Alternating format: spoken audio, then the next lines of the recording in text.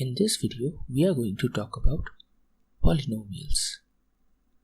So, what are the polynomials? Polynomials are the mathematical expressions consist of variables and coefficients that involves only addition, subtraction, and multiplication. Also, note that the exponents of the variables should be a whole number. That is, it can be 0, 1, 2, 3, and etc. But one thing we should note here that the exponents of the variables shouldn't be a fraction, that is, it cannot be 0.5, 0.2, 0.1, etc. And also, the exponents of the variable shouldn't be a negative number like -1, -2, -0.5, -0.3, and etc. Now we are going to understand the polynomials with the help of an example. Suppose we are considering this polynomial 2x cubed plus 5x squared plus 3.2x plus 7. Now this polynomial can be rewritten as follows: 2x cubed plus 5x squared plus 3.2x plus 7 into x raised to the power 0. Now one thing we should note here is that any variable raised to the power 0 is equal to 1. That is, x to the power 0 is 1. So our constant term, that is 7, remains 7 only. Here now we are going to see what are the coefficients of the polynomial. In this polynomial, the coefficients are written in the green color. That is, our 2, 5, 3.2, 7 are all coefficients of the polynomial. Now we are going to see what are the variables in the polynomial. Here x is a variable of the x cube, x square, x raised to the power 1, x raised to the power 0. Basically, x is a variable of this polynomial. Now, the power of the x, that is the 3 in the x cube, the 2 in the x square, the 1 in the x, and the 0 in the x raised to the power 0 are the exponents of the variables. Now, we are going to see the different types of polynomials. A polynomial can be a linear polynomial. So, in a linear polynomial, highest power of the variable is equal to 1. An example of it can be 2x plus 1. Here, y represents the value of the polynomial. Now, it can be a quadratic polynomial. Here, the highest power of the variable is 2. An example can be 3x squared plus 5x plus 1. Also, we can be having cubic polynomial. Here, the highest power of the variable is 3. That is, we can have an example like 4x cubed plus x squared plus x plus 7. Here, we are classifying the polynomials based on the highest power of the variable.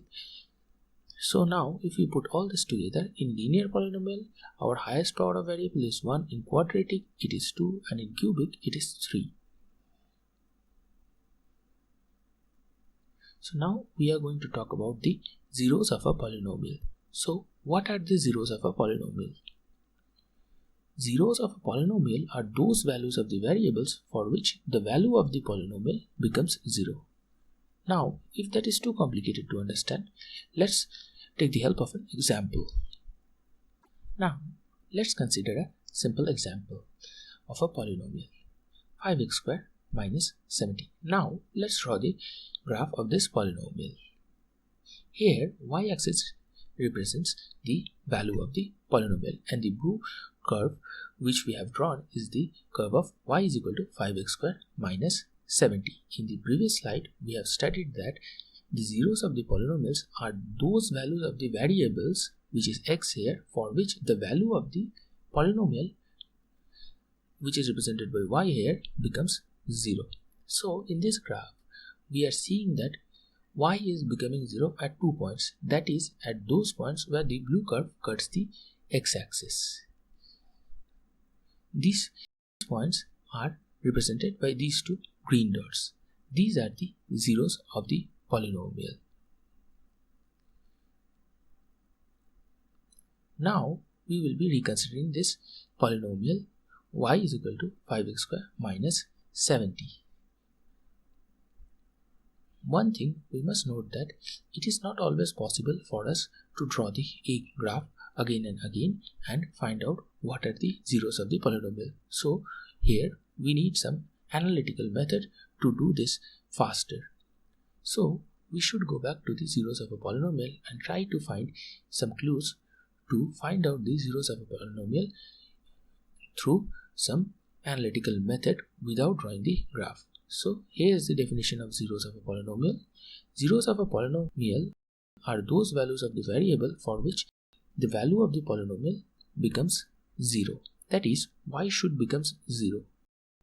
Now we are just putting y is equal to 0 in this expression, that is y is equal to 5x square minus 70. That is, putting y is equal to 0, we are getting 0 is equal to 5x square minus 70. Now we are going to solve this equation for x, and on simplifying we are getting x is equal to plus minus square root of 70 by 5.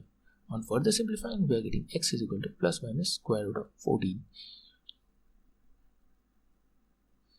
Now there can be many cases.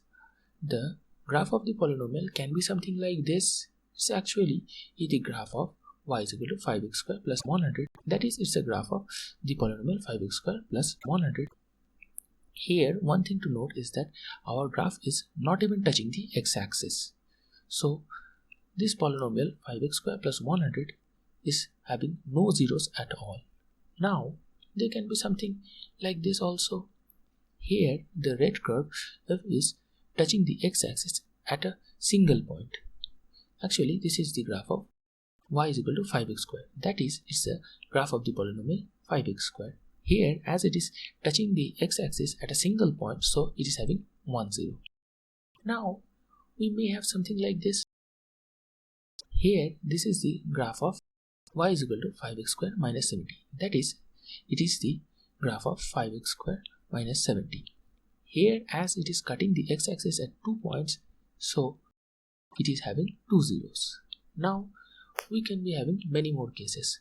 We can be having something like this. Here the curve of the polynomial is cutting the x-axis at 3 points.